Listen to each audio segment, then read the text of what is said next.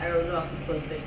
On today's tutorial, I'll be walking you through how to make the best banana cake, and I'll be sharing with you the best recipe, my personal recipe that I've used over the years and that has worked for me. After measuring out all our ingredients, the first thing you have to do is to match our banana. Here is the banana. You take your whisk to mash it, or you can use fork or whatever you have. Just make sure it is properly matched to form a paste kind of texture. So that's why it's so important to use overripe banana, so it will be easy for you to match and get the fine result in no time. Our banana has been fully matched, and this is the end result. So at this moment, we'll be transferring to our big bowl.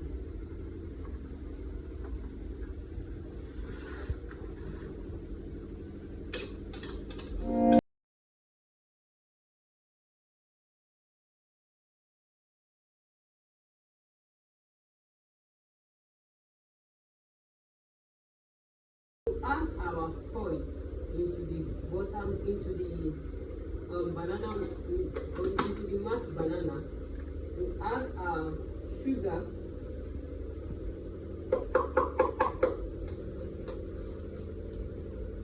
then we mix the two together.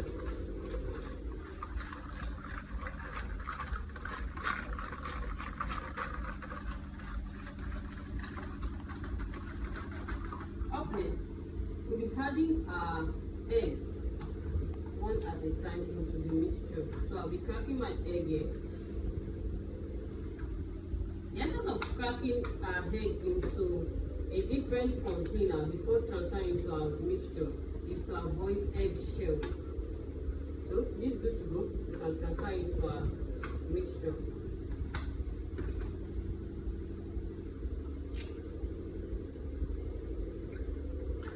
Do the same, then give that a good mix.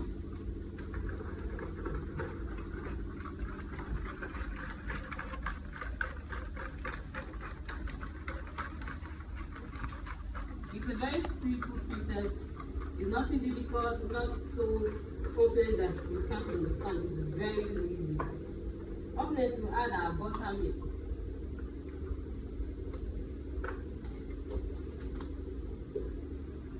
Give that a good mix.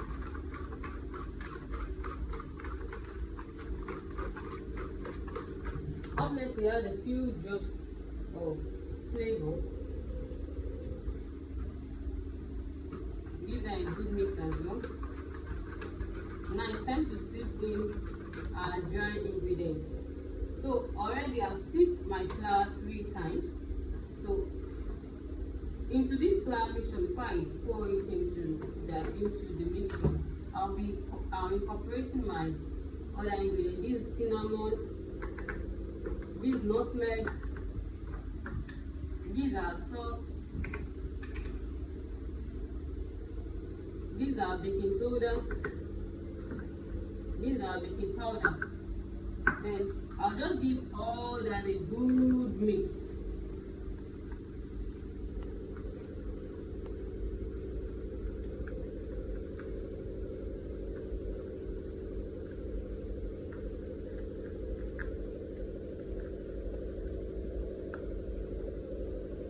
Then I will sift into the mixture bit by bit.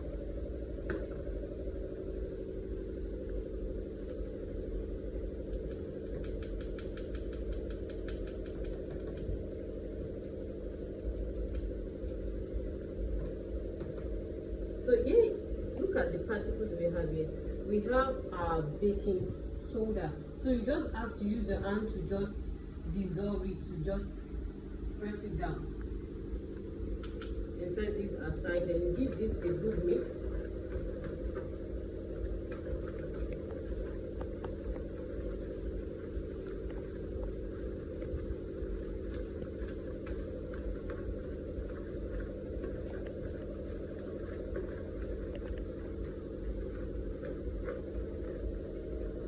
And repeat the same process for the remaining part of the dry ingredient, flour, mixture, baking powder, baking soda, cinnamon, nutmeg, and salt.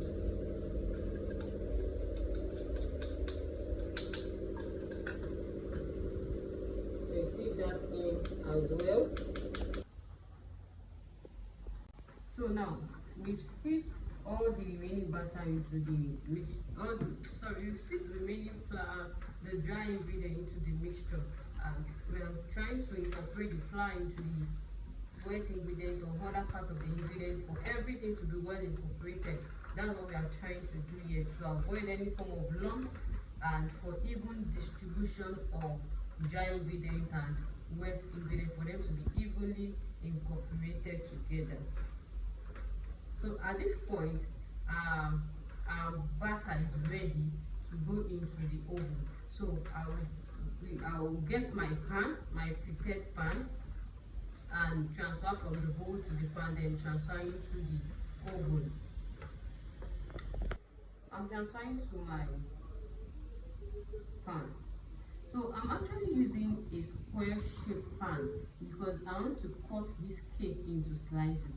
It's easier for you to cut your cake into slices when you use a square shaped pan. I'm not saying it will be easy for you when you use your round pan, but I prefer using a square shaped pan for my cake slice.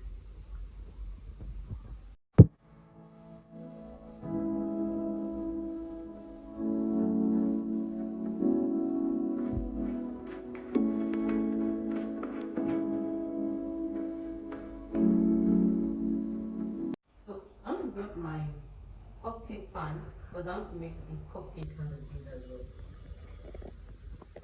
Adding your butter into your pan, just give it a gentle tap in order to get out all the air that trapped into the cake.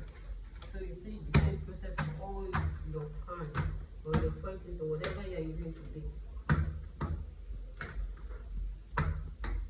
So just for some extra toppings, I have some dates, chopped dates that I'll just be adding as my toppings. Date is a natural sweetener, a replacement for sugar.